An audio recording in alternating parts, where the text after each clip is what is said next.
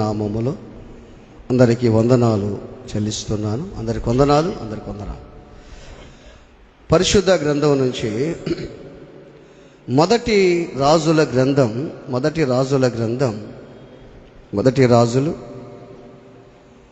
14వ అధ్యాయము 14 మొదటి 2 వచనాలు.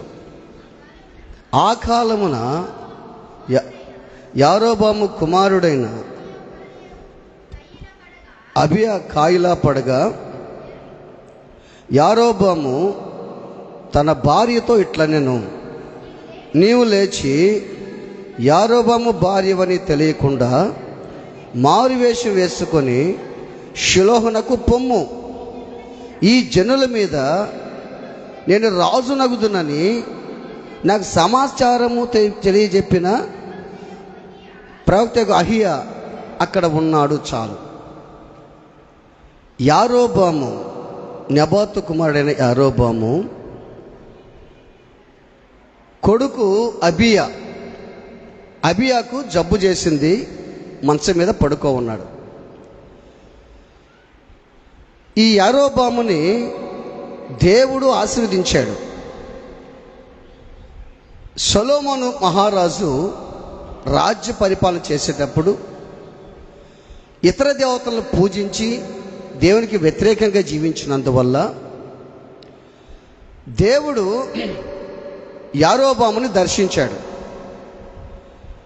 అహియా ప్రవక్త యారోబామును కలుసుకొని తన కొత్త వస్త్రాన్ని చింపివేసి 10 తునకలు యారోబాముకి ఇచ్చాడు. ఏ విధంగా చేశాడంటే, నేను ఇశ్రాయేలు మీద సొలొమోన్ని రాజుగా నియమించాను, ఇతర దేవతలను పూజించి నాకు చాలా బాధ కలిగించాడు, అందుకని ఈ 10 గోత్రాలు నువ్వు తీసుకో, ఈ 10 రాజ్యాలు నీకు ఇస్తున్నా, ఈ 10 గోత్రాలు తీసుకోమని యరోబాముకి దేవుడు అహియా ప్రవక్త ద్వారా సెలవిచ్చాడు. సొలొమోను చేతిలో ఉన్న రాజ్యాన్ని నీకు ఇస్తున్నానని చెప్పాడు. ఎంత గొప్ప మాట చెప్పాడు తెలుసా? ఇక్కడ మనం చూస్తే మనకు బాగా అర్థమవుతుంది. ఇక్కడ 11వ అధ్యాయములో 11వ అధ్యాయము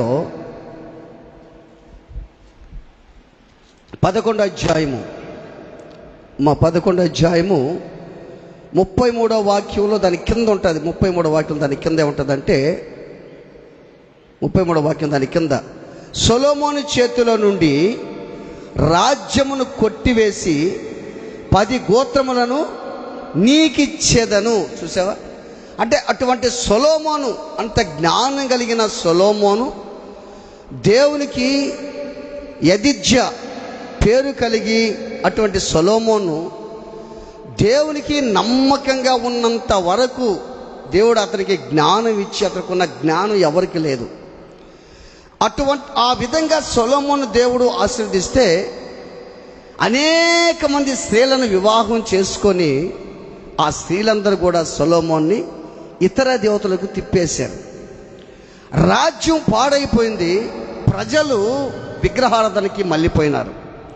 అందుకని అహియా ప్రవక్తని దేవుడు పురకొల్పి, అహియా ప్రవక్త ద్వారా దేవుడు యరోబాముతో మాట్లాడి, ఈ 10 గోత్రాలు నీకు ఇస్తున్నా, రాజ్యాన్ని నీకు ఇస్తున్నాను అన్నాడు. ఇప్పుడు బాగా ఆలోచన చేస్తే రాజ్యాన్ని పోగొట్టుకున్నాడు ఎవరు? సొలొమోను. ఎందుకు పోగొట్టుకున్నాడు? చేసిన పాపాన్ని బట్టి, తొందరపాటు నిర్ణయాల బట్టి. మన జీవితంలో చాలా సందర్భాల్లో ఉన్న ఆస్తిని కోల్పోతాం మనం. దేవుడు నీకు మంచి ఆస్తి ఇస్తాడు, మంచి ప్రాపర్టీ ఇస్తాడు, మంచి ధనం ఇస్తాడు కూడా దేవుడు నీకు. నువ్వేం చేస్తావంటే, నీకున్నటువంటి అవిధేయతను బట్టి, నువ్వు చేసిన పాపాన్ని బట్టి పొలమంతా బాగొట్టుకుంటావు, రాజ్యాన్ని బాగొట్టుకుంటావు, ఆస్తిని బాగొట్టుకుంటావు, ఇల్లులు బాగొట్టుకుంటావు, అంతస్తును బాగొట్టుకుంటావు. బాగా గుర్తుపెట్టుకో. కారణం తెలుసా?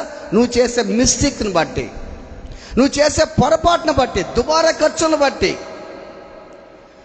దేవునికి అవిధేయతగా జీవిస్తున్న దాన్ని బట్టి, నీకున్నటువంటి ఆ లగ్జరీ లైఫ్ని బట్టి నీ ఆస్తిని కోల్పోతావు చాలా సందర్భాల్లో.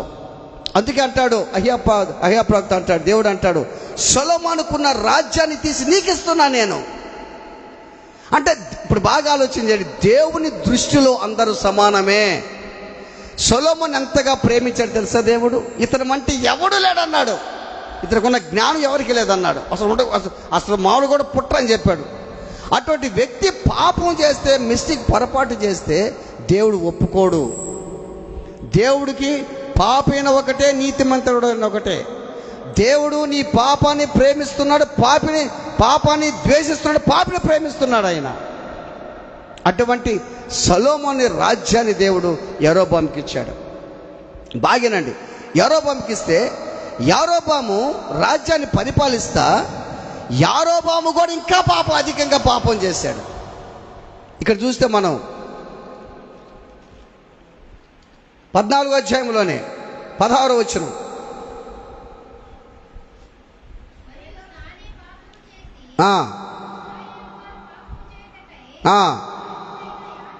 యరొబాము పాపములు బట్టి అప్పగింపబోవుచున్నాడు. చాలు, అప్పగింపబోవుచున్నాడు. చూసావా? అంటే యరొబాము చేసిన పాపం ఏంటంటే అధికమైపోయింది.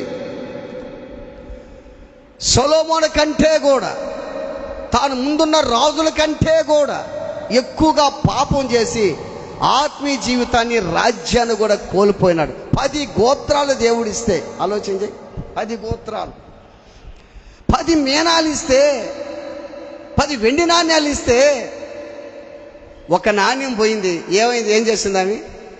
ఏం చేసింది చెప్పండి?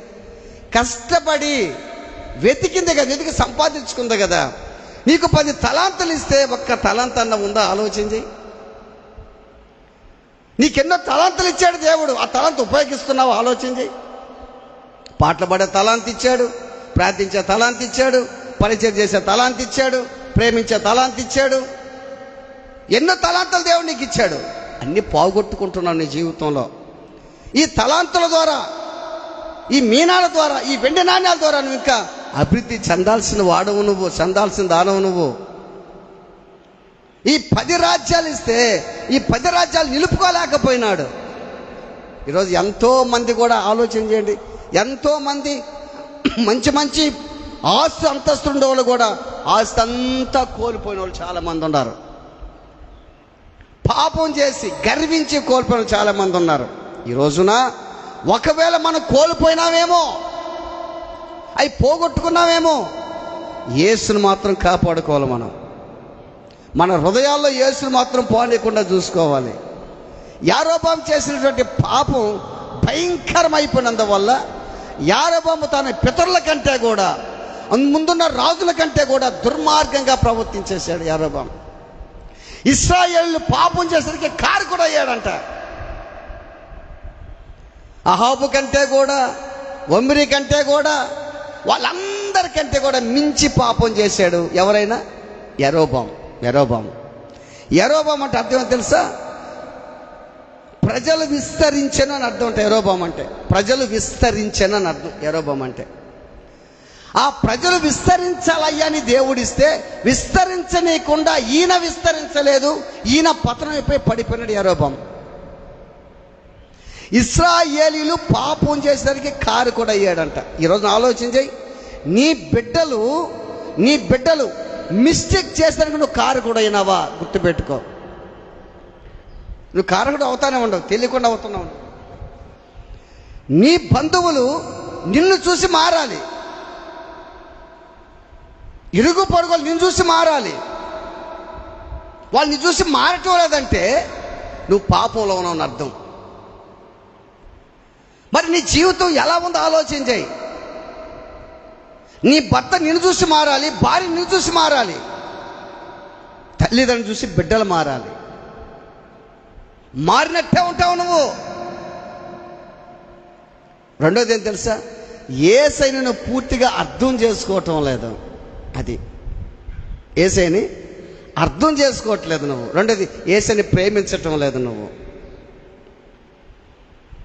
యేసయ్యని పూర్తిగా అర్థం చేసుకుంటే బాగా నమ్ముతావు. ఆయన నువ్వు అర్థం చేసుకో. పేరుకు క్రైస్తవుడు వేనమంతే, పేరుకు క్రైస్తవులవే కానీ క్రీస్తుని కలిగిన క్రైస్తవులు లేకుండా పోయినారు ప్రజలు.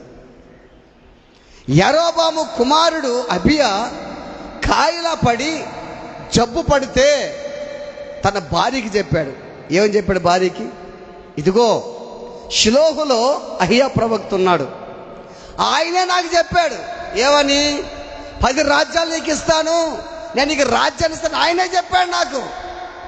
ఆయన దగ్గరకు పో, నువ్వు పోయి మన బిడ్డ బ్రతుకుతాడా లేదా ఆయన అడిగేసి రాపో. అయితే నువ్వు ఒక పని చేయి. ఈ సలహా ఎవరు ఇస్తున్నారు? భర్త యారోబాము ఇస్తున్నాడు.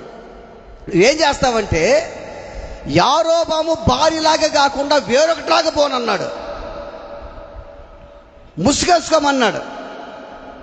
దాంట్లో ఉంది కదా, అక్కడ దాంట్లో ఏముంది? అక్కడ చదివారు దాన్ని, దాంట్లో ఏముంది? రెండవ వచనం తెలియకుండా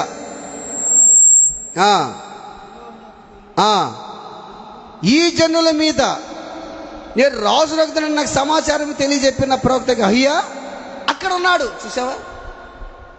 నువ్వు యారోబామని తెలియకుండా, యారోబాము భార్య అని తెలియకుండా మారువేసేసుకోమన్నాడు. ఇప్పుడు బాగా ఆలోచన చేయండి, ఈ సలహా ఎవరు ఇస్తున్నారు భార్యకి? భర్తకి సలహా ఊరు ఇస్తుంటారు? ఇద్దరు తోడు దొంగలే. ఇప్పుడు ఉదాహరణకి భార్య భర్తలు ఉన్నారు అనుకో, ఈరోజు మందిరంకి పోదాం, ఈరోజు వద్దులే మనదనుకో, భార్య ఆగిపోతాడు. భార్య ఈరోజు మందిరం, భర్త ఈరోజు నాకేం బాగలేదు, ఒళ్ళంతా నొప్పులు అంటే ఆ రోజు నొప్పులు స్టార్ట్ అవుతాయి. నాకు వద్దు నొప్పులు ఉన్నాయి, కానీ ఈరోజు చేప చికెన్ తెస్తే కానీ దాని నుండు పో, అయిపోయింది పో. ఇప్పుడు నాకు జోడీలు ఇద్దరు అట్లుంటారు తెలుసా? మీరు బాగా ఆలోచన చేయండి. కుటుంబం అంతా నాశనం అయిపోయింది, కుటుంబం పతనం అయిపోయింది. కుటుంబంలో రోగాలు, వ్యాధులు, కష్టాలు, బాధలు అన్నీ వచ్చేసాయి, అప్పులైపోయినాయి. వాడికి చూస్తే బాగలేదు, వీడికి చూస్తే బాగలేదు, ఈ మనిషి చూస్తే పరిస్థితి బాగలేదు. ఇంత జరుగుతున్న బుద్ధి మారలా. ఇంకా అర్థమవుతుందా? ఇంత జరుగుతున్న యారోబాము మనసు మారలా. యారోబాము భార్యని పురికొల్పుతున్నాడు. ఇప్పుడు చేసిన పాపం కాక ఇంకా పాపం ఏమని పురికొల్పుతున్నాడు. వీళ్ళిద్దరు ఎట్టున్నారంటే అననీయ సప్పీరా లాగున్నారు. వీళ్ళిద్దరు ఎట్టున్నారు? వీళ్ళు అననీయ సప్పీరా. ఇంతే బండిందా నువ్వు చెప్పు, మన ఇద్దరు మాట ఒకటే ఉండాల, చచ్చిపోదాము. మన ఇద్దరము పోతే దేవుని దగ్గర పోవాలి, లేకపోతే అడగ పోవాలా, నరకానికి పోవాలా. నువ్వు అట్నే చెప్పాలా, నేను చెప్తావు అదే చెప్పు. ఆలోచన చేయండి. యరొబాము చెప్పిన మాట ఏంటంటే భార్యకి, నీవు యరొబాము భార్యని కాకుండా వేరే మారు వేసుకొని పో. ఇంకా ఏం చెప్పాలి తెలుసా? అమ్మా, నేను ఆయన దగ్గరికి రాలేకపోతుండా. ఎవరు చెప్పాలి ఈ మాట? యరొబాము చెప్పాలా. ఆయన దగ్గరికి రాలేకపోతుండా, ఆ పాస్టర్ దగ్గరికి రాలేకపోతున్నా. నేను తప్పు చేశా, నేను పాపం చేశా. అటువంటి గొప్ప వ్యక్తి సొలొమోను విగ్రహానికి మళ్ళించి పాపం చేస్తే ఆ రాజ్యాన్ని నాకు ఇచ్చాడు. నేను నిలుపుకోలేకపోయినా దాన్ని, నేను పాపం చేశా. ఇశ్రాయేలు పాపం చేసినట్టు కారకుండా అయిపోయినాను, నా వల్ల బిడ్డ కూడా పతనం అయిపోయినాడమ్మా. అందుకని నేను ఆయన నా ముఖాన్ని చూపించలేకపోతున్నా. దయచేసి నువ్వు పోయి ఆయన క్షమాపణ అడుగు. ఆ మాట ఎంత బాగుంటుంది. ఆయన కాలు పట్టుకో, ఆ మాట ఎంత బాగుంటుంది. లేదా ఇద్దరం పోదంటే ఆ మాట ఎంత బాగుంటుంది. ఆలోచించి.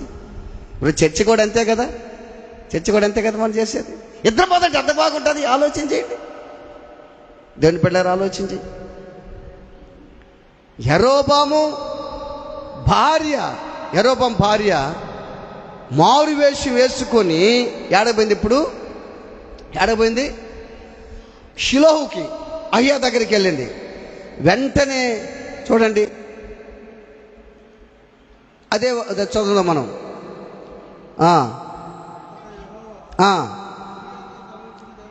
ఏమనగా ఉన్నాడు గనుక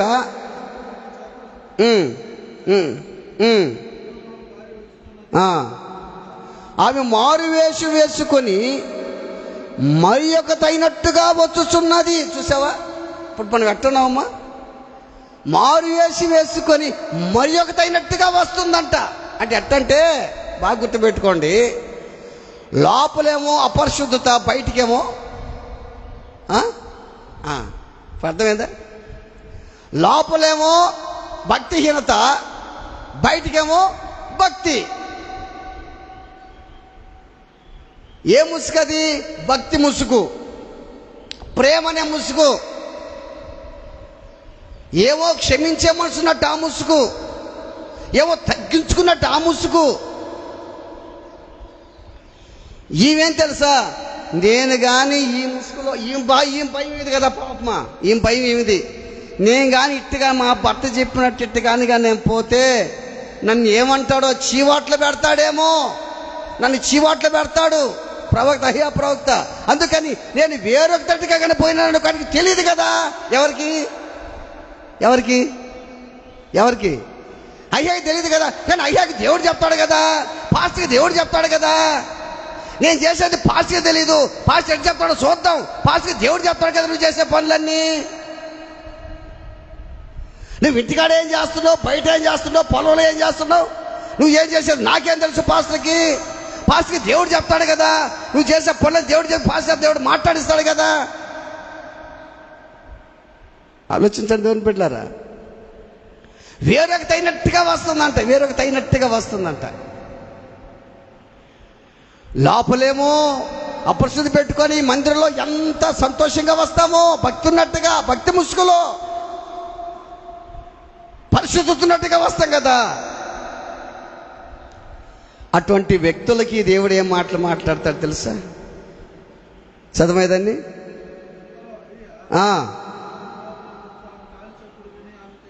ఇట్లా నేను యరొబాము భార్య లోపలికి రమ్ము వచ్చుటేయాల. అటువంటి వ్యక్తులతో ఏం మాటలు వస్తాయంట? కఠినమైన మాటలు వస్తాయా? ఇక కఠినమైన మాటలు రాకుండా మంచి మాట్లాడుతూ వస్తాయి చెప్పు.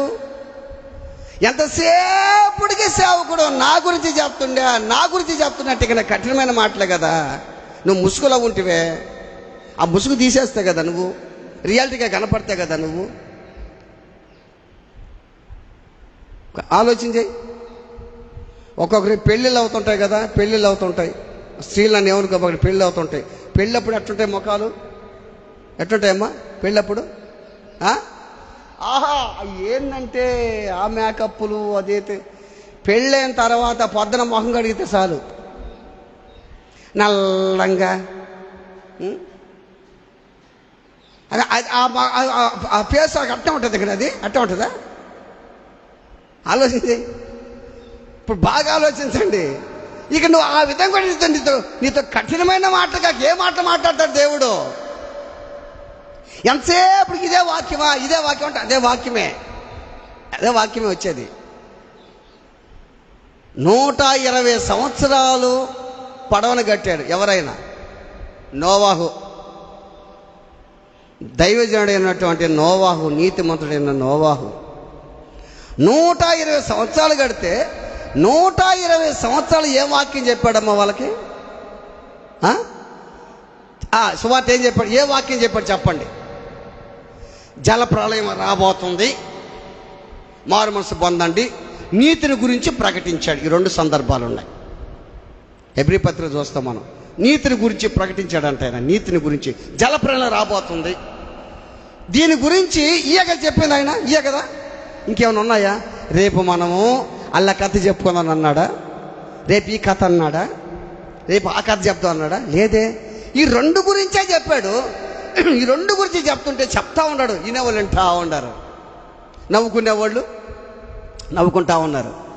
120 సంవత్సరాలు చెప్తే ఈయనకి విసుగు రాలేదు, వినేవాళ్ళకి వాళ్ళకి కూడా విసుగులా నవ్వుకుంటా పోయేవాళ్ళు, నవ్వుకోవచ్చేవాళ్ళు మొత్తం జరుగుతూనే ఉంది. 120 సంవత్సరాల తర్వాత తెలిసింది అసలు విషయం. వాక్యం అప్పుడు ఫలించింది. గుర్తుపెట్టుకోవాలా. నా గురించే నువ్వు అనుకుంటున్నావే. యరొబాము భార్య మాయ ముసుగులతోటి వేరే తట్టుగా నువ్వు నటించి వస్తున్నావే మందిరంలోకి. నీతో కఠినమైన మాట నేను మాట్లాడాలన్నాడు దేవుడు. ఆ విధంగా వచ్చే వాళ్ళందరికీ ఏ మాట? అది కఠినమైన మాట. మంచి మాట కూడా మాట్లాడతాడు. ఎట్ట? నువ్వు ఇంకా పరిశుద్ధంగా జీవించమ్మంటాడు, నువ్వు ఇంకా భక్తిగా ఉండమ్మంటాడు, ఇంకా నువ్వు నీతిగా నిజాయితీగా జీవించంటాడు. మంచిది చెప్తాడు, చెడు రెండో చెప్తాడు యేసయ్య. 120 సంవత్సరాలు సేవ చేస్తే ఎవరన్నా మారారా? ఒక్కరు మారలా. ఎవరు మారలా. ఈయనకి విసుగు పుట్ల చెప్తా ఉన్నాడు. ఈయన కూడా చెప్తానే ఉన్నాడు. వాళ్ళు వినేవాళ్ళు కూడా వాళ్ళు వింటా ఉండరు, విసుగైనా కానీ వింటా ఉండరు, నవ్వుకున్న పోతా ఉండరు. 120 సంవత్సరాల తర్వాత వచ్చేసింది ప్రళయం. ఆలోచించండి. ఒకవేళ సేవకుడు ద్వారా దేవుడినితో మాట్లాడుతూ ఉంటే ఇంకా నువ్వు మారటం లేదేమో, మనసు మార్చుకోవటం లేదేమో, నిజమే కదా నేను చేసింది తప్పు కదా అని అనుకోవటం లేదేమో. యరొబాము భార్య భయం ఏంది తెలుసా? నేను ఇదే విధంగా పోతే, నా భర్త చెప్పుడు ఇదే విధంగా కానీ పోతే ఆయన నన్ను చూసి ఇంకా తిడతాడేమో, చీవాట్లు పెడతాడేమో. నేను వేరే విధంగా కానీ పోతే అది కనపడదు కదా, దేవుడు కనిపిస్తుంది కదా, దేవుడు చెప్తాడు కదా.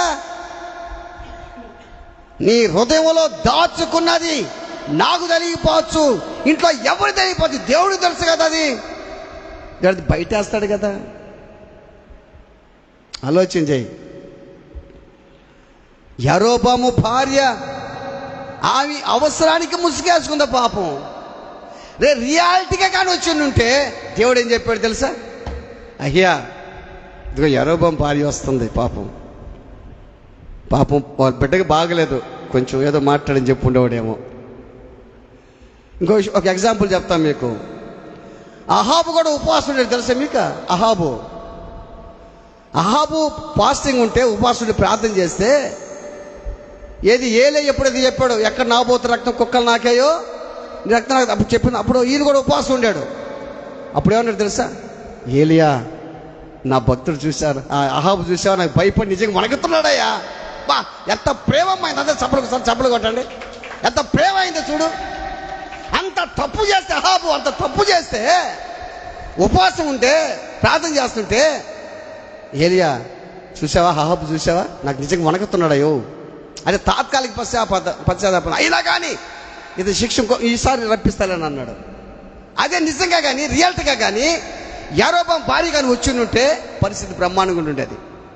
ఈరోజు ఆలోచన చేయాలి. మన జీవితంలో మనం నటించకూడదు, వేషధారులకు ఉండకూడదు. వేషలకైనా పరలోక రాజ్యం ఉంది కానీ వేషధారులకి పరలోక రాజ్యం లేదు. నటించకూడదు మనం. ఎందుకు నటించాలి? నువ్వు భక్తిగా ఉన్నట్టు, పరిశుద్ధంగా ఉన్నట్టు ఎందుకు నటిస్తావు? ఆలోచించాయి. నటన జీవితం పనికిరాదు దేవుని ఎదుట. రియాలిటీ కావాలంతే దేవుడికి. ఉంటే భక్తిగా ఉండు, ఉంటే చల్లగా ఉండు, అంటే వెచ్చగా ఉండు. నిలువెచ్చలుగా ఉండబాకు, ఉంటే ఉమ్మేస్తానన్నాడు దేవుడు. ఇంత నిన్ను ఓస్తున్నా కానీ, ఇంత కుటుంబంలో సమస్య అయినా కానీ, ఇంత రోగమైనా కానీ, ఆస్తి నష్టమైనా కానీ, పరువు పోతున్నా కానీ, అన్ని ఒక పక్క కూలిపోతున్నా కానీ ఇంకా మన మనసు మారటం లేదంటే, ఇంకా మన బుద్ధి మారటం లేదంటే ఎట్లుంటుంది చెప్పు? ఒక్కోసారి నేను అనుకుంటుంటా పాస్టర్ మా చనిపోయిన తర్వాత ఎంతమంది నా గురించి అయ్యో అనుకునే వాళ్ళు ఉంటారు, వాడికి అట్టేవాళ్ళు అనుకునే వాళ్ళు ఉంటారు కదా, సహజంగా ఉంటారు. ప్లస్ మైనస్ రెండు ఉంటాయి. కొంతమంది అనుకుంటారు వాడు పొగురు అణిగింది రబ్బా, విర్రవేగతుండాడు రా అనుకుంటారు. ఇది ఒక రెక్క పోయింది కదా, నాకు ఒక రెక్క పోయింది కదా, 2 రెక్కలుండే ఒక రెక్క పోయింది కదా, పొగురు అణిగింది అనుకునే ఎంతమంది ఉంటారు. అనుక్షణము నేను ప్రార్థన చేసేటప్పుడు నాకు జ్ఞాపకం వస్తుంది, ప్రభువా ఒకప్పుడు అతిశయించానేమో నా భార్యను చూసి, అన్ని విధాలు అన్నీ నాకు చేసి పెట్టేది కదా అని. ప్రతిదీ అటు కూర్చోంటే మొత్తం ఆమె చేసేది కదా.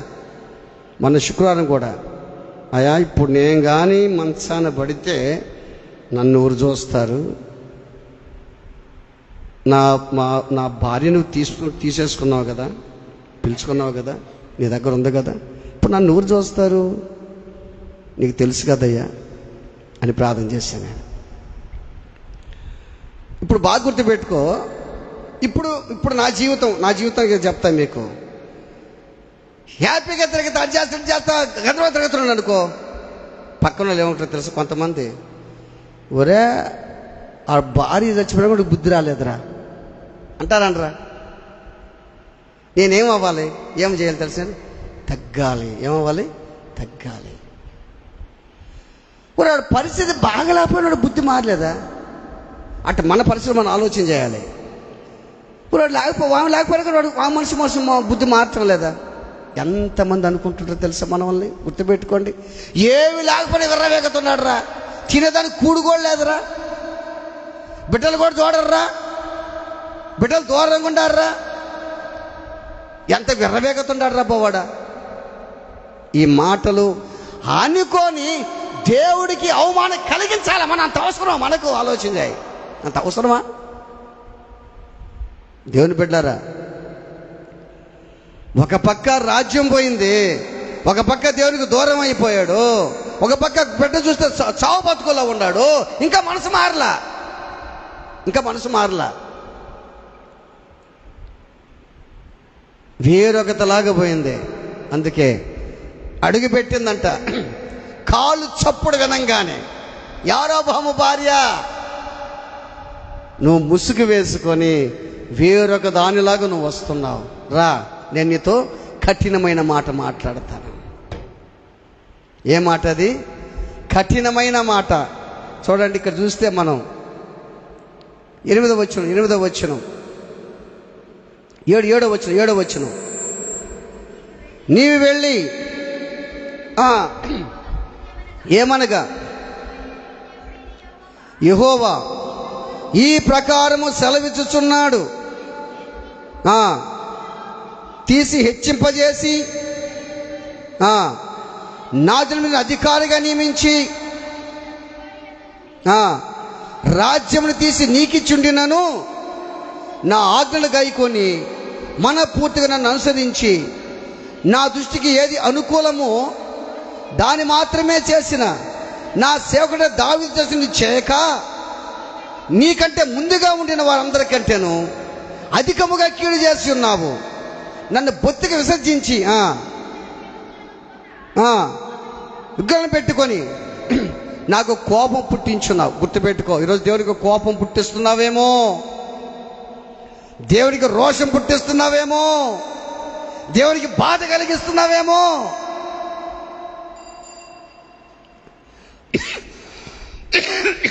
నువ్వు చేసే పొరపాట్ల బట్టి, దేవునికి అవిధేయత చూపించే కార్యాల బట్టి దేవునికి బాధ కలిగించే కోపం పుట్టిస్తున్నావేమో. ఆలోచించాయి, నీ పరిస్థితి ఎలా ఉందో ఆలోచించాయి. నేను అనుకున్నాను,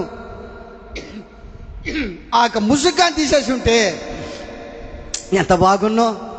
మన వాళ్ళు తీట్లా ముసుగులు, ఇంకా ఏ ముసుగులు అయ్యి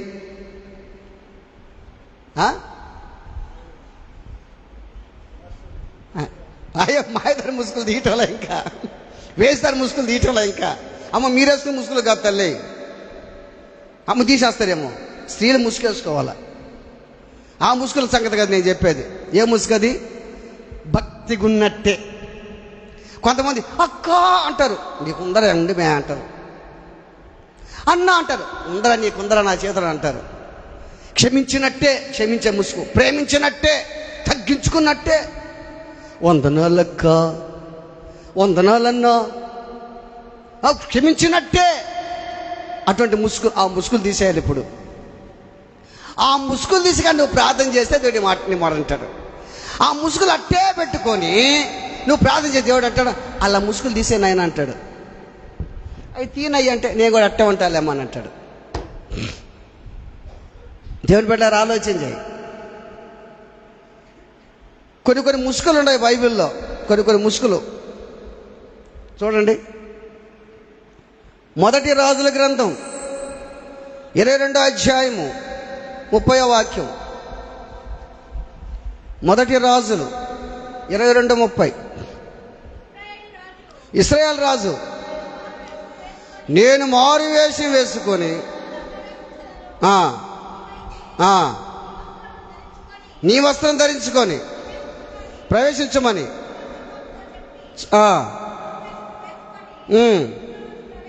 చాలు చాలు. ఎవరైనా? అహాబు. అహాబు ఏం చెప్తున్నాడు? ఎవరితోటి? యెహోషాపాతు తోటి. యెహోషాపాతు ఏం చెప్పాడు? యెహోషాపాతు రాజు. యెహోషాపాతు పరిశుద్ధుడు, యథార్థవంతుడు, భక్తిపరుడు. అయితే ఎవరితో అయితే స్నేహం చేయకూడదు వాళ్ళతోనే చేశాడు పాపం. ఎవరితో చేశాడు? అహాబుతో చేశాడు. వియ్యం అందాడు. అహాబుతో స్నేహం చేసి కొంచెం నష్టాన్ని కొని తెచ్చుకున్నాడు, బాధ కొని తెచ్చుకున్నాడు. ఈయనేం చెప్తుంది తెలుసా? నేను మారు వేషం వేసుకుంటా, యుద్ధంలో ప్రవేశం, నువ్వు నీ వేషంలోనే ఉండు అన్నాడు. చూసా, దేవుడు కూడా నీకెందుకురా వేషాలు?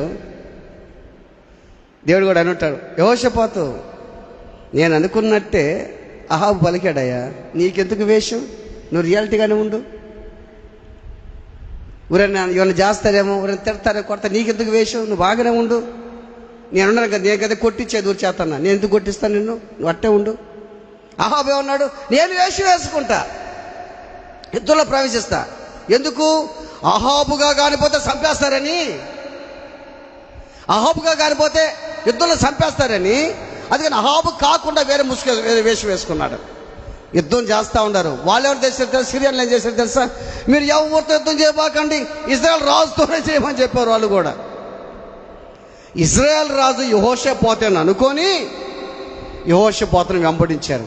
అప్పుడు అరిశాడు పెద్దంగా, అయ్యా నన్ను క్షమించయ్యా, తప్పు చేశానయ్యా నేను. ఎందుకంటే ఎవరితో అయితే స్నేహం చేయకూడదో వాళ్ళతోనే చేశానయ్యా స్నేహం. నీకు వ్యతిరేకులు ఉన్నారు, వాళ్ళతోనే చేశాను, నన్ను క్షమించయ్యా, నేను తప్పు చేశానయ్యా, నేను యెహోషాపాతుని వేసయ్యా అని మొరపెట్టాడు పెద్దంగా. అప్పుడు వాళ్ళు అనుకున్నారు, అరే ఇతను ఇజ్రాయెల్ రాజు కాదు అనుకున్న విడిచి వెళ్ళిపోయారంట. గుర్తుపెట్టుకో, ఎవరితో నీ స్నేహం, ఏ వ్యక్తితో స్నేహం, ఎవరి దగ్గర కూర్చొని ఊరికినే ఆ మాట ఈ మాట చెప్పుకుంటున్నావు, ఇళ్ళల్లో కూర్చోబెట్టుకొని అది ఇంట్లోకి పిలిపించుకొని ఇంట్లో మంచి ఇంట్లో కూర్చొని వాళ్ళ గురించి వీళ్ళ గురించి. నువ్వు మంచి ఇల్లులు కట్టుకుంటే, మంచి బంగారంటి ఇల్లులు కట్టుకొని ఆ ఇంటికి వాల్ కేర్లు పెట్టుకొని ఆ మంచి మంచి పెయింట్లు వేసుకొని కూర్చుంటే ఆ ఇంట్లో అందరి గురించి చెప్పుకునేదే, అంతకు ఇల్లు ఉండేది, అందుకు ఇల్లు ఉండేది నీకు. ఆ ఇల్లు దేవుని స్తుతించేదానికి ఉండేది నీకు. అంత మంచి ఇల్లు ఇచ్చింది దేవుడు. బాగా గుర్తుపెట్టి నేను ఆలోచిస్తున్నాను అన్నీ. అరే దేవుడు మంచి ఇల్లు ఇస్తే ఆ లేనిపోయి పేడ మా ఇంట్లో దేనికి, కొంప మా ఇంట్లో దేనికి, పెంట మా ఇంట్లో దేనికి? లేనిపోతే వాళ్ళు వచ్చి మన కొంపలో కూర్చొని నీకు తెలుసా వాళ్ళు ఇట్ట అవునంట ఇదంట అబ్బా నాయన మాట. ఆ ఇల్లులన్నీ కూడా కంపు కొట్టిపోతూ ఉన్నాయి. ఉన్న వాల్కేరు కూడా నాశనం పడిపోతుంది, వాల్కేరు కూడా కింద పడిపోతుంది. ఎందుకు అటువంటి బాధ దేనికి నీకు? ఆలోచించాయి దేవుని బిడ్డలారా. యెహోషాపాతు అరిశాడు పెద్దంగా. వాళ్ళు అనుకున్నారు, రే పాపం ఇతను యెహోషాపాతు ఇజ్రాయెల్ రాజు కాదని వెళ్ళిపోయిన తర్వాత యుద్ధం అయిపోతుంది, కానీ అయిపోతాడు గురు చూడగానే ఒడిసి పిడిచిపెట్టాడంట ఒక విల్లు. దేవుడే మరి వదలని చెప్పాడు దేవుడు. ఏడిపోయింది అది, నేరుగా వచ్చి గుండెల్లో గుచ్చుకుందంట. ఏది బాణం గుండెల్లో గుచ్చుకుంది. బాగా గుర్తుపెట్టుకో, నువ్వు ఎవరితో అయితే స్నేహం చేస్తావు నువ్వు తప్పించబడాలంటే గుర్తుపెట్టుకో, యెహోషాపాతుని దేవుడు తప్పించాడు భక్తిపరుడు కాబట్టి. ఎవరితో నువ్వు స్నేహం వాడు భయంకరమైన వ్యక్తి అనుకో, వాడిని దాన్నే నిన్ను కూడా తంతుండే. గుర్తుపెట్టుకో, వాడిని కొట్టి నిన్ను కూడా కొడుతుండే, వాడిని తిట్టే నిన్ను కూడా తిట్టా. నీ స్నేహం ఎవరితో ఆలోచన చేయి. పరిశుద్ధులతో స్నేహం చేయి, భక్తి కలిగిన వారితో స్నేహం చేయి. నీ ఇంట్లోకి ఎవరంటే వాళ్ళు రాకూడదు. ఒకవేళ వస్తారా మంచి మాటలు మాట్లాడించుకో. నీ ఇంట్లోకి వచ్చి లేనిపోని ఈ ఊరంతా పురాణం, నెల్లూరు జిల్లంతా పురాణం, ఆంధ్ర రాష్ట్రం పురాణం అంతా నీ ఇంట్లో ఉన్నదనుకో, నీ ఇంట్లో స్తుతులు ఉండవు, ఈ పురాణాలు ఉంటాయి నీ ఇంట్లో. ఇంకా నీ ఇంట్లో పురాణాలే ఉంటాయి. రాజ్యం లోకం ధ్వంసం అయిపోయే రోజు దగ్గరికి వచ్చేస్తుంది. ఇప్పుడు బాగా గుర్తుపెట్టుకోండి. ఈరోజు న్యూస్లో చూశాను, నేను ఫోన్లో చూశాను నేను. ఈ రోజుల్లో 5 సంవత్సరాలైంది కరోనా వచ్చి, మళ్ళీ రీఎంట్రీ అంట. రీఎంట్రీ అంటే మళ్ళా మంచి మంచి ఏదో దాన్ని ఏమంటారా, ఇప్పుడు మంచి మంచి డిజైనర్స్ ఏది అంటారు చూడు, వాళ్ళని రీఎంట్రీ ఇస్తున్నారు, ఇది అంటుంటారు చూడు, అట్ట జబ్బు రీఎంట్రీ వస్తుందంట. అంటే మళ్ళీ వస్తుందంట, ఏదది కరోనా మళ్ళీ వస్తుందంట. ఈసారి కరోనా భలే భయంకరంగా ఉంటుందంట. ముసుగేసుకున్నా కానీ కుదరదు. ఏడో ఉంది అది కరోనా, ఏడుంది అది ఇతర దేశాలు ఉంది ప్రస్తుతానికి. ఎట్టో దేశానికి వచ్చేస్తుంది, మన దేశానికి వస్తుంది. దేశం నుంచి నేరుగా ఆంధ్ర రాష్ట్రానికి వస్తుంది అనుకో. ఊడో ఒకడు పోతాడు ఈ మోపూరు నుంచి, లేదా నెల్లూరు జిల్లాకి ఆడికి వచ్చిందనుకో మూల, ఊడో ఒకడు పోతాడు. ఆడికి పోయి వాడు తెచ్చి ఇక్కడికి వచ్చి తగ్గుతాడు, ఇక్కడికి ఇంకొకటి తగ్గుతాడు. వాడు ఆ నుంచి తీసుకొస్తాడు, ఇక్కడికి తీసుకొచ్చి ఈడంటే హత్యం తుమ్ముతాడు, తగ్గుతాడు. వాడికి మళ్ళీ వాడు తగ్గుతాడు, మొత్తం వస్తుంది. అటువంటి రోజు దగ్గరకు వచ్చేసింది, గుర్తుపెట్టుకో. నువ్వు ముసుగులు వేసుకున్నా కానీ కుదరదు. ఎన్ని ముసుగులు వేసుకున్నా, మాయ ముసుగులు వేసుకున్నా, గొంగలు కప్పుకున్నా, ఒరే కర్ర వచ్చి గొంగలకు పొంది కానీ కుదరదు. ఏదో ఒక రీతిగా కరోనా ప్రవేశిస్తుంది అంతే. అటువంటి రోజుల దగ్గరికి వచ్చేసాయి. చావుకు భయంతో వేసుకున్నాడు ముసుగు. ఎవరు? అహాబో. చావు భయం, చావు భయం. కానీ దేవుడు, నేను నిన్ను నా దగ్గరకు వచ్చి పశ్చాత్తాపడి ప్రార్థన చేస్తే రక్షించా, కాపాడా. నేను నిన్ను రాజుగా నియమించా. నీ భార్య మాట విని తప్పు చేశావు నువ్వు, నీతి మొత్తం నా పోతం చంపించావు నువ్వు, ఇన్ని కార్యాలు చేసావు నువ్వు. ఇంత టైం పట్టి నీ కోసం ఓపిక పట్టేదానికి బా, నిజంగా ఆయన ప్రేమ ఎంత గొప్పదయ్యా. ఇంత మనుషులు తప్పు చేస్తున్నా, పాపం చేస్తున్నా సరే ఎంత ఓపిక పడుతున్నాడయ్యా, ఎంత ఓపిక పడుతున్నాడు దేవుడు. పానీలే పానీలే. మనమైతే అబ్బా ఇట్టా వాడు ఇట్టా ఇవిట్టా అని అనుకుంటా ఉంటాం, సహజం అది. కానీ దేవుడు, ఏయ్ ఉండరా, నీకెందుకురా, నువ్వు బాగుండు చాలు. నిజంగానే ప్రార్థన దేవుడు నాతో మాట్లాడుతూ ఉంటాడు. నువ్వు ప్రార్థన చేసేటప్పుడు ఏదో గబగబ చేసేటట్టు కాదు, ఆయన స్వరం వినేటట్టు చేయి. నువ్వు ప్రార్థన చేసేటప్పుడు గడగడగ చేసేది కాదాడ, ఆయన స్వరం వినేటట్టు చేయి ప్రార్థన. ఒరే నీకెందుకురా, నీకెందుకురా, నువ్వు గమ్ముగుండు. ఒరే నువ్వు ఎన్ని రోజులు బతకాలి నాకు తెలుసు, నేను బతికిస్తా, నువ్వు సేవ చేయాలా, నువ్వు పరిశుద్ధంగా కూడా నాకు అంతే చాలు, నువ్వు గమ్ముగుండు, నేను చూసుకుంటా మొత్తం. ఆమేన్, హల్లెలూయా. దేవుడు మాట్లాడుతూ ఉంటాడు అంతే. ఎప్పుడో రాసిన పాట నాకు ఇప్పుడు గుర్తులు వస్తూ ఉంటాయి. ఈ శోధన ద్వారా నీకు దగ్గరైతినే, నీవే నీవే నా తండ్రివి, నీవే నీవే నా కుమ్మరి. దేవుని బిడ్డలారా ఆలోచించి, అహాబు ముసుగు, అహాబు ముసుగు. ఇంకో ముసుగు చూద్దాం. మొదటి సమూయేలు గ్రంథం 28:8. మొదటి సమూయేలు 28:8. మారువేషము ధరించి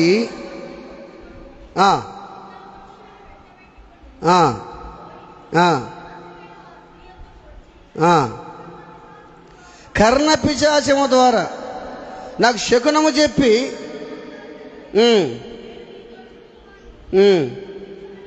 చాలు చాలు. ఎవరి దగ్గరికి వెళ్ళాడు? ఎవరైనా ఎందుకు అట్ట అయిపోయాడు పాపం? దేవునికి వ్యతిరేకంగా జీవించినందువల్ల దేవుడు ఆయన ఎడబాసేసాడు. బాగా గుర్తుపెట్టుకో, దేవునితో ఆటలు కాదు. పరిశుద్ధాత్ముడు ఉండడు. దేవునికి వ్యతిరేకంగా జీవిస్తే పరిశుద్ధాత్మ ఉండడని అనుకుంటా కానీ ఉండడు. పరిశుద్ధాత్మ ఎవరి దగ్గర ఉంటాడు? పరిశుద్ధుల్లోనే ఉంటాడు. పరిశుద్ధాత్మ ఆయనలో లేడు, ఎడబాసేసాడు దేవుడు. ఊరిము ద్వారా, తుమ్యం ద్వారా, కళ ద్వారా మాట్లాడలే దేవుడు, సైలెంట్ అయిపోయాడు దేవుడు. సమూయేలు చనిపోయాడు అప్పటికి. ఇప్పుడు కారణం ఏంది? ఆడేవాళ్ళు ఇప్పుడు ఏ ఊర్లో ఉన్నటువంటి సోది చెప్పే వాళ్ళని, కర్ణపిశాచులను తరివేశాడో వాళ్ళకి అడిగిపోయాడు. ఇప్పుడు చాలామంది చేస్తుంటారా, చాలామంది ఏం చెప్తారో తెలుసా? ఏ పాపం అయితే మనుషులు వదిలేస్తారో ఆ పాపం కోసం పోతున్నారు మళ్ళీ. ఇప్పుడు బైబిల్ ఒక మాట, కుక్క తన వాంతికి అలవాటు పడ్డట్టు వాంతి చేసి ఏం చేస్తుంది, అదే తింటుందా? అది అట్లున్నారు. ఇప్పుడు నువ్వు వాంతి చేసేసావు, కొన్ని ఏం చేసావు వాంతి, ఏదో కొన్ని వాంతి, కొన్ని పొరపాటు వాంతి చేసావు, మళ్ళీ అది అట్టు తింటావు నువ్వు. ఆలోచించి. కర్ణ పిశాచాల దగ్గరికి వెళ్ళాడు, మారు వేషం వేసుకున్నాడు. ఎవరైనా మారు వేషం వేసుకొని పోయాడు. అప్పుడు ఏమంటుంది ఆమె? అప్పుడు ఏమంటుంది తెలుసా? దాని కింద, ఆ స్త్రీ, ఇదిగో సౌలు చేయించని నీకు తెలిసినది కదా.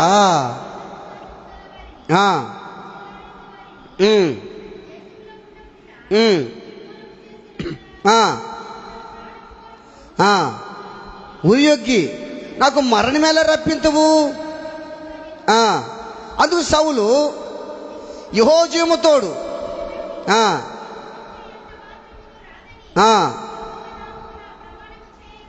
ఏం చెప్తున్నాడు ఈయన? నీకు మరణం, నేను సౌలు వెళ్ళమ్మా, నీకు తెలియదులే, నేను ముసుగేసుకోండాలే. అదే కదా అర్థం. ఏం చెప్తున్నాడు? భలేవాడు నాయన నువ్వు, సౌలు చేస్తే నీకు తెలుసు కదా. చూసా ఎంత పరిశుద్ధుడు సౌలు, ఆలోచన చేయండి. ఆ దేశంలోంచి సోజప్పలు వెళ్ళిపోవడం తరివేశాడంట, వాళ్ళ మొత్తం తరివేశాడంట. సౌలు చేసి నీకు తెలుసు కదా, కర్ణ పిశాచాలు చల్లంగా తన వాళ్ళంతా తరిమేశారే, ఇప్పుడు కానీ తెలిస్తే నాకు మరణమే రప్పిస్తావంటే సౌలు ఏమంటాడు మనసులో? నేను సౌలునే గమ్ముగుండు, నా ముసుగులో ఉన్నా నేను లాక్కున్నాను కదా లోపల సౌలుని, నీకేం కాదు, మళ్ళీ యెహోవా తోడు, నీకు మరణం రాదన్నాడు, నువ్వు కామైపో. బాగా గుర్తుపెట్టుకో. ఇప్పుడు సహజంగా అప్పుడు సోది చెప్పించుకునేది కదా సోదులు. అప్పుడు సోదులు ఊరు చెప్పించుకున్నారు అంటే, నాకు అన్ని వద్దులే మామూలుగా అనుకుందాం. సోదులు చెప్పించుకునేది కదా. సోదులు చెప్పించుకొని ఏం చెప్తారు? ఊరిని పిలవాలంటారు వాళ్ళు, అంతే కదా. ఎవరిని పిలవాలంటారు? మా అమ్మని పిలిపించాయా, మా అమ్మని పిలిపించు అంటారు.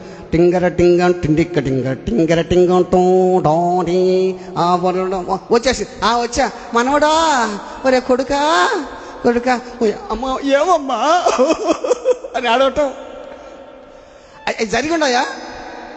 జరిగుండాయి కదమ్మా. ఏం చెప్పరే వీళ్ళు. ఇప్పుడు కాదు, ఒకప్పుడు చూసా, ఇప్పుడు చూడలే. జరిగాయి కదా, జరిగుంటాయి. బాగా గుర్తుపెట్టుకోండి. నిజంగా ఇప్పుడు గుర్తుపెట్టుకో. మా అమ్మే అనుకో, మా అమ్మే సోది చెప్పి మా అమ్మని రప్పితే మా అమ్మ వస్తుందా? అప్పుడు అట్టు చెప్పించుకున్నాం మనం. సరే అప్పుడులో సరే తప్పు. ఇప్పుడు కొంతమంది చెప్పించుకుంటున్నారా? ఏసని నమ్మిని కూడా చెప్పించుకుంటున్నారు కొంతమంది. ఇప్పుడు బాగా గుర్తుపెట్టుకో. ఎందుకు రారంటే యేసుక్రీస్తు ప్రభు మనల్ని లోకంలో పుట్టించి పోషించాడు. ఎన్ని సంవత్సరాలు బతకాలో దేవునికి తెలుసు. ఈయనకి పంపించిన తరువాత ఎప్పుడైతే మనల్ని పిలుచుకుంటాడో ఏడకి తీసుకుపోతాడు ఆయన ఇంటికి తీసుకుపోతాడు. ఇంటికి తీసుకుపోతే అక్కడి నుంచి ఇక్కడికి వచ్చేదానికి కుదరదు, అంతే. అది గుర్తుపెట్టుకో. ఇంకొక విషయం కూడా చెప్తాను మీకు. ఇప్పుడు బుద్ధి కలకలకు బుద్ధి లేని కన్నికలు ఉన్నారు కదా, తలుపు తడతా ఉండరు, అయ్యా తలుపుది అని తలుపేసేసారు. ఇక్కడ వాళ్ళు మీకు వచ్చేదానికి కుదరదమ్మా, వాళ్ళ ఊరు రారు పని చెప్పాడు. రెండోది పాతాళం. ఇప్పుడు మళ్ళా లాజరు ధనవంతుడు, అది కథ కూడా మనకు తెలుసు. ఇక్కడ యేసుక్రీస్తు ప్రభు దగ్గర ఉన్నటువంటి వ్యక్తులు భూలోకానికి వచ్చేదానికి ఆస్కారం లేదు. అటువంటిప్పుడు ఎలా ఉంటాయి చెప్పండి? ఎలా వస్తారు? సైతాన్లు ఏం చేస్తాయి? పేర్లు పెట్టుకొని నేను నర్సక్కని, పలానక్కని, సుబ్బక్కని, కోమటక్కని, అన్నకి ఎక్కని చెప్తా ఉంటాయి. చెప్పి మనం ఏం చేస్తాం? నిజమే నా బిడ్డకి నేను అది పెడతా ఉన్నాను, నా బిడ్డ కోసం నా ప్రాణం తగలాడుతుంది, ఇంకొకటి ఇటు పెట్టి చెప్తా ఉంటారు. చెప్తా దాన్ని బట్టి మనం ఏడవటము, వాళ్ళు ఏడవటము, చేయటం ఎంతో చేస్తాం. వత్త మాట్లాడింది. బాగా గుర్తుపెట్టుకో, అవి రావు. బైబిల్ ఏమో తెలుసా? సోది వారిని వెర్రివాడిగా చేస్తారన్నాడు యెషయా గ్రంథంలో. అది రెఫరెన్స్ తెలియదు కానీ సోది గారిని, సోది చెప్పే వాళ్ళని, కర్ణ పిచాచుల్ని వెర్రివాడిగా చేస్తానన్నాడు దేవుడు. వాళ్ళు ఎర్రోళ్ళు, వాళ్ళకి ఏం చెప్తారా? ఎర్రోళ్ళు అట్టు మాట్లాడతారా? ఏ మాట వాళ్ళకే తెలియదు. ఎర్రోళ్ళు, వాళ్ళు ఎర్రోళ్ళు అంటోళ్ళు. అటువంటిది ఇదేం చేశాడు? ఇప్పుడు వాళ్ళ దగ్గరికి వెళితే ఎవరు రప్పించా? సమయాలు రప్పించమన్నాడు. సమయాలు రప్పించింది ఆమె. ఇప్పుడు చెప్పాలి, నువ్వు సమయాలు రప్పించిందే? సమూయేలుని రప్పించేది శక్తి ఆమెకి లేదు, ఎవరికి కూడా లేదు. సమూయేలుని చూపించాడు ఎవరు? అది సమూయేలు చూసింది అంతే. అంతేగాని సమూయేలు చూసిందే కానీ సమూయేలు రప్పించే శక్తి మీకు లేదు. అది గుర్తుపెట్టుకోండి. ఏ సోది చెప్పేవాడికి కూడా ఎవరిని కూడా రప్పించే శక్తి వాడికి లేదు. బాగా గుర్తుపెట్టుకోండి. ఇంకా దాంట్లో ఉన్నారేమో మీరు. సోదరులు చెప్పాలా, చెయ్యి చూపించుకోవాలి, ఇంతప్పుడు చెయ్యి చూపించుకోవాలనుకొని చెప్తాను, దాంట్లో ఉండారేమో, గుర్తుపెట్టుకో. దేవుని బిడ్డలారా, ఆలోచన చేయి. ఎవరికి కూడా మనుషుల్ని రప్పించే శక్తి లేదు, వాళ్ళకి లేదు. దేవుడే వాడు కళ్ళు తెరిపించాలని సమయంలో చూపించాడే కానీ ఈ మాత్రం రప్పించలేదు. చూసిందంతే సమూయేలుని. అమ్మో సమూయేలు, అయ్యా ఈయన నువ్వు నిజంగా సౌలువేనా అన్నది. ఈయన ఎందుకు ముసుగేసుకున్నాడు? సౌలు రాజుగా పోతే ఇవి సోది చెప్పదు. రెండు పక్కన వాళ్ళు ఏమనుకుంటారు? ఇదేందమ్మా సౌలు దామింటికి పోతున్నారు అనుకుంటారు. అందుకని పరుగు పోద్దని పరుగు పోయింది. ఆల్రెడీగా ఆయనకి పరుగు పోతుంది. ఆల్రెడీ ఏం చేసేవాడు? ముసుగేసుకొని పోయాడు. బాగా గుర్తుపెట్టుకో. ఈ ముసుగులు తీసేయాలి. ఈరోజు మనం ఈ ముసుగులు తీసేయాలి. దొంగ ముసుగులు తీసేయాలి. వేషధారి ముసుగులు తీసేయాలి. భక్తి లేని ముసుగులు తీసేయాలి. భక్తి కలిగిన ముసుగేసుకోబడలే. భక్తి ఉంటుంది వాళ్ళలో, యథార్థత ఉంటుంది వాళ్ళలో, పరిశుద్ధి ఉంటుంది వాళ్ళలో. యారోబాము భార్యలాగా, యారోబాము లాగా ఇద్దరు తోడు దొంగల్లాగా ఉండకుండా మనం పరిశుద్ధంగా జీవించాలని ప్రయత్నం చేద్దాం. ప్రార్థన చేసుకుందాం. తల్ల వంచుదాం, కళ్ళు మూసుకుందాం. అందరూ పైకి లేచి నిలబడదాం. అందరూ పైకి లేచి